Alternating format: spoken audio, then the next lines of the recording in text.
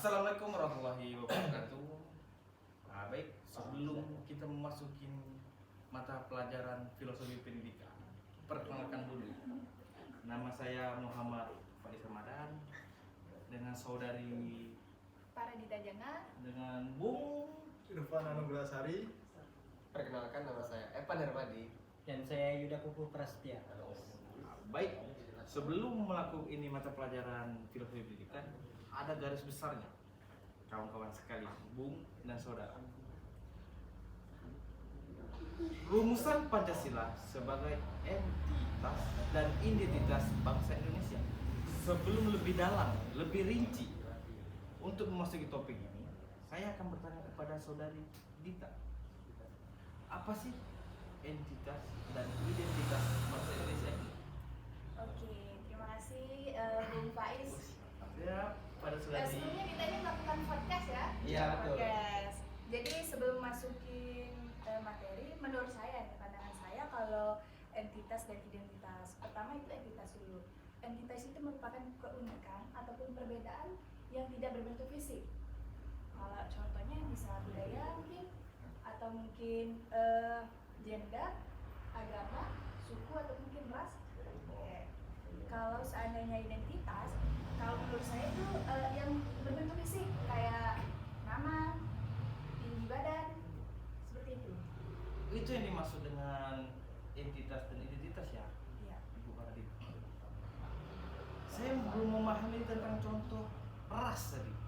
Ras sama suku ini termasuk yang identitas atau identitas? Kalau pandangan saya secara pribadi, Ya. ras dan suku itu masuk ke entitas karena dia tidak berbentuk fisik, Pak. Dan juga itu ras dan suku itu kan berbeda-beda setiap karakter tadi. Berarti ya kita tangkap di sini adalah entitas itu sebagai kayak contohnya ras itu ya. Oke, lanjut dengan buah pertanyaan kepada Bung Ivan atau Bung Yuda, Bung If. Pertanyaan pertama. Apa relevansi Pancasila sebagai entitas dan identitas bangsa Indonesia dan perwujudan profil pelajar Pancasila pada pendidikan yang berpihak pada peserta didik dalam pendidikan abad ke-21? Oke, baik Bung Faiz. Di sini saya menjawab pertanyaan dari Bung Faiz. Relevansi Pancasila sebagai entitas, identitas bangsa Indonesia dan perwujudan profil Pancasila pada pendidikan yang berpihak pada peserta didik dalam pendidikan abad ke-21. Yang pertama itu pandangan hidup. Artinya Pancasila merupakan gambaran tentang hal yang ingin dicapai oleh bangsa Indonesia. Oleh karena itu, Pancasila digambarkan sebagai cita-cita bangsa Indonesia yang perlu dilestarikan di masyarakat melalui peserta didik sebagai masyarakat masa depan bangsa Indonesia. Cita-cita inilah yang harus guru adaptasikan pada pendidikan abad ke-21 untuk mengamalkan bentuk nyata dari pengimplementasian Pancasila pada bidang pendidikan. Maka diciptakan profil pelajar Pancasila yang merupakan hasil dari perumusan cita-cita bangsa Indonesia sesuai dengan entitas dan identitas bangsa Indonesia dalam menciptakan pendidikan yang berpihak pada peserta didik pada abad ke-21. Menurut kodrat alamiah, artinya Pancasila merupakan sifat alamiah yang dimiliki masyarakat Indonesia dan tidak bisa dilepaskan begitu saja. Sebagai guru yang profesional, kita harus mampu mengaitkan berbagai materi pembelajaran sesuai dengan kodrat alamiah mereka. Hal ini bisa diuraikan bahwa dalam mengajar, peserta didik harus menerima ilmu yang nantinya bisa mereka terapkan dalam kehidupan sehari-hari sebagai masyarakat Indonesia. Dalam profil pelajar Pancasila pada kehidupan sehari-hari, mereka dituntut untuk yang pertama beriman dan bertakwa kepada Tuhan Yang Maha Esa. Kemudian berakhlak mulia, bergotong royong, kreatif, bernalar kritis, berkebinekaan global, dan mandiri. Itu jawaban saya, Bung Faiz. Saya kembalikan kepada Bung Faiz. Terima kasih ya pada Bung Ivan. Yang saya ingin tanyakan nih garis besarnya pada saudara-saudara sekalian. Profil pelajar Pancasila pada pendidikan Indonesia yang berpihak pada peserta didik, apakah di kurikulum Merdeka ini sudah pantas atau belum untuk diterapkan? Saya bisa jawab. Oke, kalau menurut pribadi saya, sebelum kita masukin itu, kita perlu ketahui dulu nih, profil belajar Pancasila itu apa.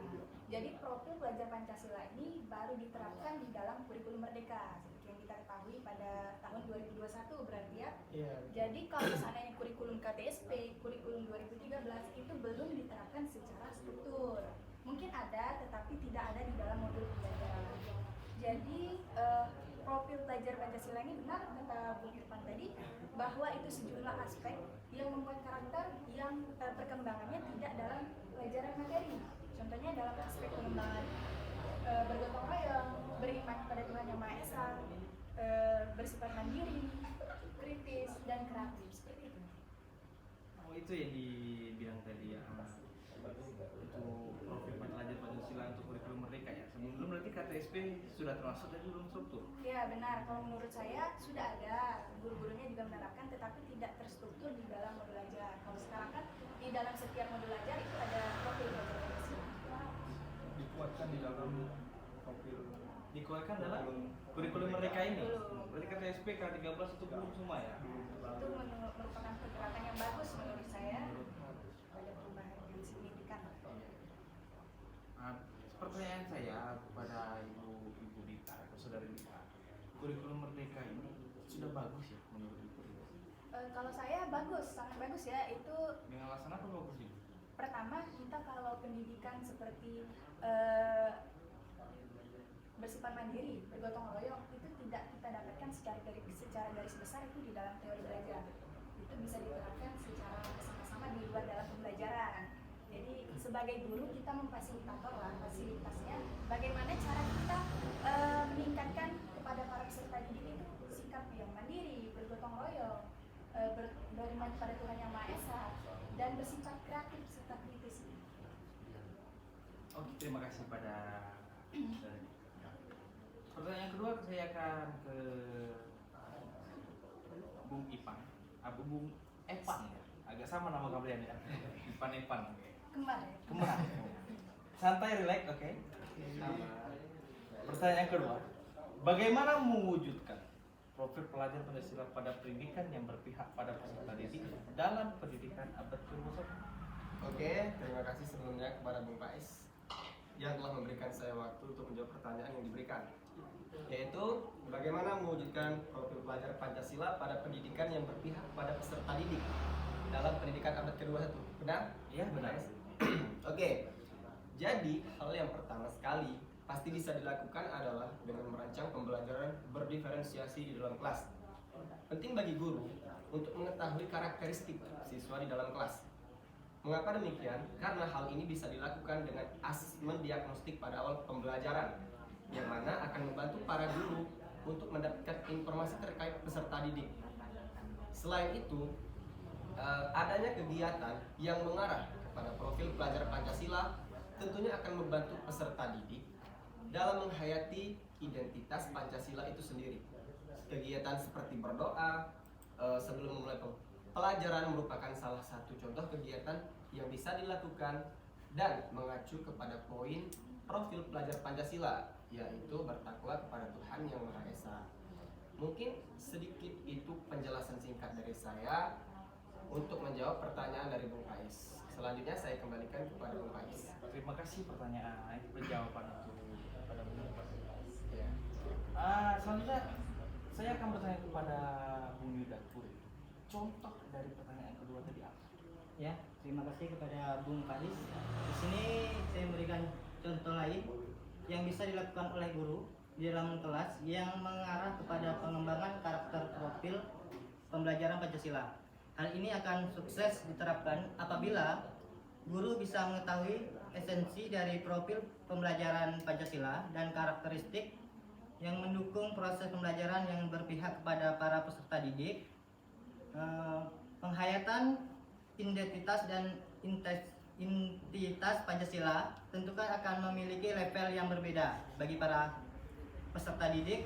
Maka dalam hal ini guru seharusnya bisa mengarahkan para peserta didik meningkatkan pemahamannya tentang identitas Pancasila yang melekat pada diri mereka. Ketika peserta didik bisa menghayati identitas yang mereka miliki, yaitu identitas Pancasila, maka cita-cita pendidik mereka di mana peserta didik itu tidak hanya memiliki dalam segi kognitif, namun juga perilaku bisa tercapai. Ini tentunya bukan hal yang mudah untuk dilakukan, namun bukan berarti tidak bisa dilakukan. Dengan kolaborasi dari semua pihak, hal yang sulit akan menjadi lebih mudah dan tidak menutup kemungkinan bisa tercapai. Mungkin itu saya kembalikan kepada Bung Pais. Terima kasih contohnya untuk pertanyaan kedua tadi ya. Saya akan bertanya lagi kepada Bang Ivan. Tadi Anda mengatakan untuk produksi Pancasila ini sebelum kita melakukan pembelajaran contohnya tadi berdoa, ya betul. Betul. Nah, ketika kita untuk bergotong royong itu termasuk produksi Pancasila atau enggak? Betul. Kalau Kenapa? Alasannya apa? karena di dalam pembelajaran selain kita dapat melakukan berdoa, selain itu kita dapat menerapkan profil pelajar Pancasila ini di dalam bergotong royong. Itu di konteks di luar, di dalam kelas atau di luar kelas? Di dalam kelas bisa bergotong royong, di luar kelas pun bisa bergotong royong. Dan di lingkungan masyarakat pun juga bisa digunakan untuk bergotong royong. Bahasa Seperti itu. kerennya kolaborasi ya? Betul, Betul. saling berkolaborasi. Siap. Bahasa tren sekarang ya Bung ya? Iya. Ya, kolaborasi. Kalau kembali ke entitas tadi, entitas dan identitas berarti peran kita sebagai guru sebelum memulai pembelajaran kita perlu observasi lah itu ya, penilaian asesmen Iya, awal asesmen dari awal. peserta didik gitu ya. Mengetahui karakter itu Dari sebelas peserta didik. Nggak tahu ya karakter siswa tersebut ya? Iya. Oke, kita ambil lagi nih. Jadi katanya nah, diskusi ya. Boleh. Ketika kita belajar di SD dulu pada pemerintah membaca karakter siswa itu pasti berbeda-beda. Itu bagaimana caranya?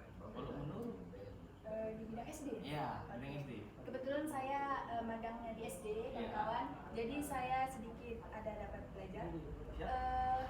Bahwasannya SD itu ada kesulitannya tersendiri terhadap tingkat sekolah SMA ataupun SMP bahkan SMK. Cara kita di SD itu berbeda dengan di tingkat yang lebih tinggi. Yang di SD itu bagaimana cara kita bisa mengontrol dalam kelas itu, memahami setiap peserta didik. Tentu saja setiap karakter peserta itu berbeda-beda.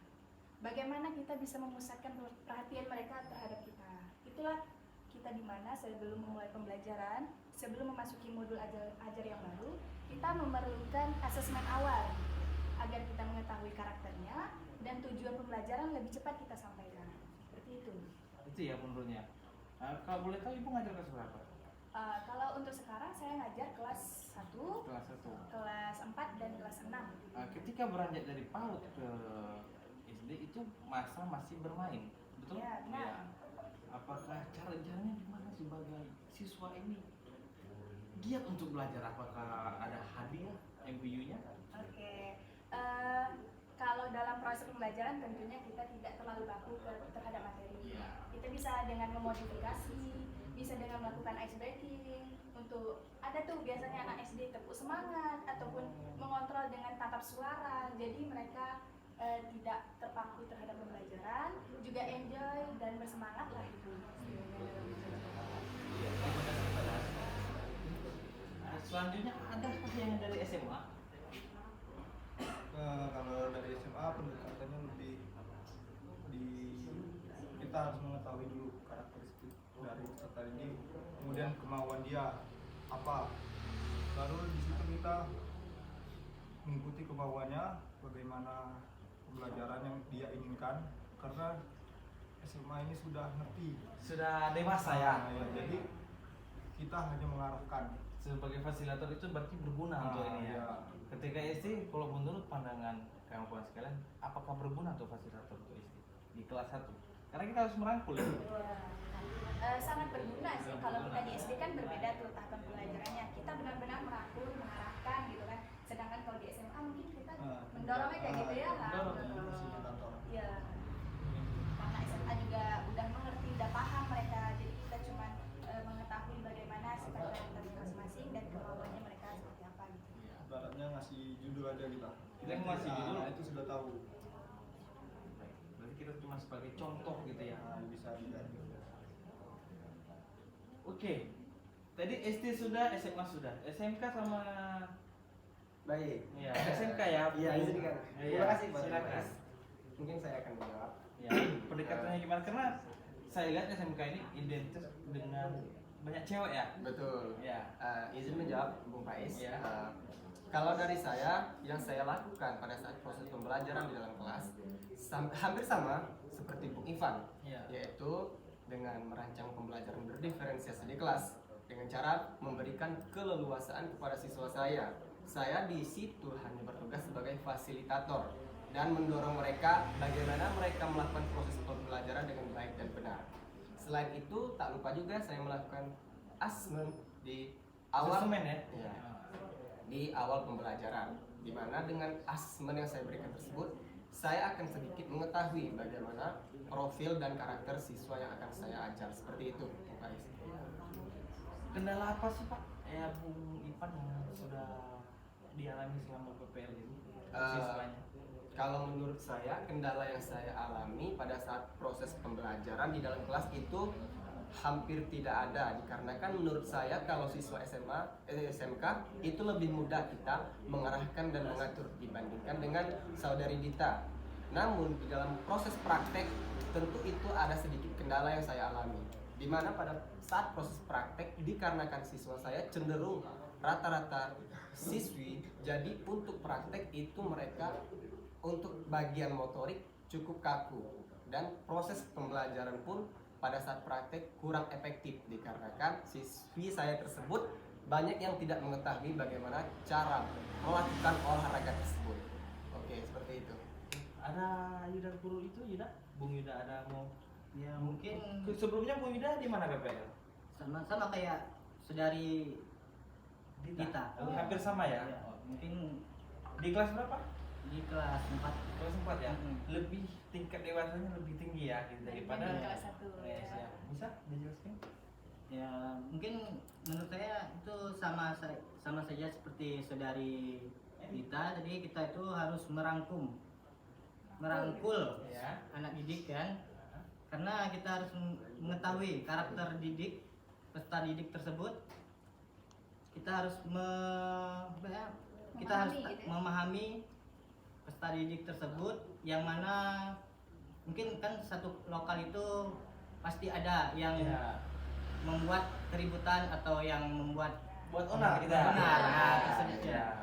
Jadi kita itu harus lebih Pendekatannya lebih lebih mengamankan anak tersebut biar yang lain tidak mengikuti hal tersebut. Ya. dipisahkan ya. Ya. Biasanya itu setiap kelas itu ada aja ketua geng Ketua kalau geng, istilah ya. kalau SD. Jadi Iya. bagaimanapun caranya kita bisa, kalau bisa ketua gengnya kita jadiin ketua dalam pembelajaran. Jadi iya, mereka betul. semuanya tuh takut gitu ya, Iya. jadi ribut. Nah, Berarti kita sebagai guru harus mampu mengatur ya dengan Iya. baik ya. Harus siap. Apalagi anak-anak SD ini kan payah diatur kan Belum biasanya kan. lebih suka bermain. Masih Apalagi lebih di suka masa bermain. di saudara kita tadi dari PAUD, dari TK ke SD itu sangat sulit ya. Iya. Untuk momen masih masa. dan bagi yang Iya, kelas bernyanyi. 1 Betul. gitu, kelas satu. Jadi tantangan untuk guru tersebut lebih berat dibandingkan guru SMA gitu Iya, ya. lebih berat gitu ya. Dan ada kesulitan tersendiri. Ada gitu. kesulitan tersendiri. Selain kita menyampaikan materi, kita juga harus bisa ngontrol anak saat dalam satu kelas itu Iya. terpusat kepada kita. Mereka itu kan suka bermain gitu. Iya. Sendiri kadang-kadang. Ya, lari-lari. Jadi tidak. Oh, oke.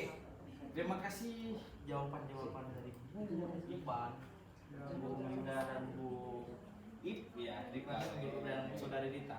Baik, inilah podcast yang kami berikan dari pembelajaran mata kuliah filosofi pendidikan. Dengan judul kreatif besar tadi adalah Rumusan Pancasila sebagai entitas dan identitas. Nah, baik itu saja podcast yang kami berikan. Saya akhiri. Wassalamualaikum warahmatullahi wabarakatuh. Di luar Terima dengan kasih ya, konteks. Bung.